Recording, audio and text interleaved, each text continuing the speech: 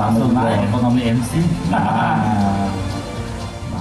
Kepala Bapenda Sumsel Ahmad Rizwan yang ditemui usai peresmian gedung kantor UPTB PPD wilayah Palembang 4 mengatakan untuk periode triwulan 1 2024 ditargetkan pendapatan pajak sebesar 20%.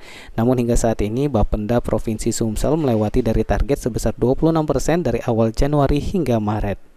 Melihat hasil pencapaian yang telah diraih pada triwulan pertama tersebut, Ahmad Rizwan optimis untuk mengejar target pada triwulan kedua selanjutnya yang ditargetkan sebesar 40%. Ditambahkan Rizwan, adapun upaya yang akan terus dilakukan oleh Bapenda Sumsel untuk mencapai target, yaitu melakukan sosialisasi melalui medsos untuk mengingatkan masyarakat untuk wajib membayar pajak dan menggunakan aplikasi untuk memudahkan masyarakat dalam membayar pajak. Bulan pertama pendapatan hasil daerah dari sektor pajak sudah sesuai dengan target, kurang lebih sudah 26% dari target sudah ditentukan. Jadi sudah masuk ke triwulan kedua. Untuk target triwulan kedua kita mempunyai target sebesar 40%.